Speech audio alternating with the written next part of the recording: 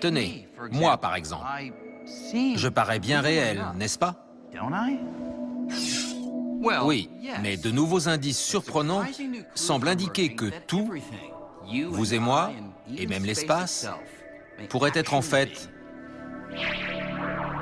une sorte d'hologramme. C'est-à-dire que tout ce que nous voyons et ressentons, tout ce que nous appelons notre réalité tridimensionnelle familière, pourrait être une projection d'informations stockées sur une fine surface bidimensionnelle très lointaine. Un peu comme les informations de cet hologramme sont stockées sur cette fine feuille de plastique. Les hologrammes sont quelque chose que nous connaissons tous. Ils sont utilisés comme dispositifs de sécurité sur nos cartes de crédit.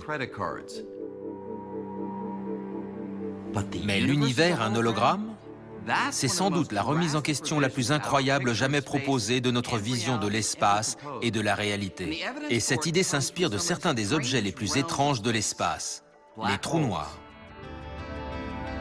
C'est une vraie rupture et c'est très difficile à appréhender.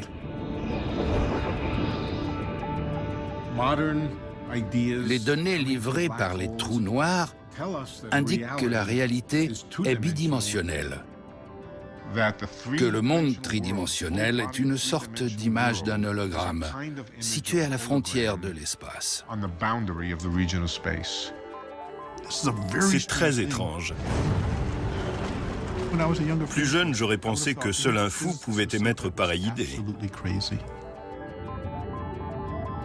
Voici comment on peut se représenter la chose.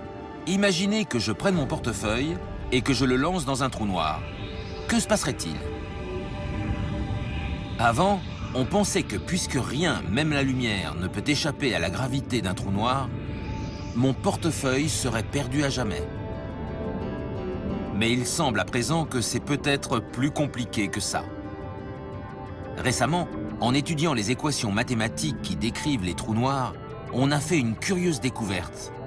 Lorsque mon portefeuille disparaît dans le trou noir, il semble qu'une copie de toutes les informations qu'il contient soit étalée et stockée à la surface du trou noir, un peu comme les données enregistrées dans un ordinateur.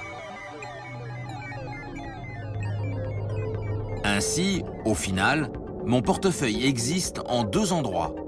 Il y a une version tridimensionnelle qui est perdue à jamais à l'intérieur du trou noir, et une version bidimensionnelle qui reste à la surface sous forme d'information. Le contenu informationnel, tout ce qui est tombé dans le trou noir, peut être intégralement exprimé sur la surface extérieure du trou noir. L'idée est donc qu'on peut savoir ce qui se passe à l'intérieur, rien qu'en se référant à l'extérieur. En théorie, je pourrais utiliser les informations qui sont à l'extérieur du trou noir pour reconstituer mon portefeuille. Mais voilà où ça devient vraiment fascinant. L'espace à l'intérieur d'un trou noir obéit aux mêmes règles que l'espace à l'extérieur d'un trou noir ou partout ailleurs. Donc, si on peut décrire un objet situé à l'intérieur d'un trou noir grâce aux informations stockées à la surface, il se pourrait que tout dans l'univers, les galaxies, les étoiles, vous et moi, et même l'espace, ne soit qu'une projection des informations stockées sur une lointaine surface bidimensionnelle qui nous entoure.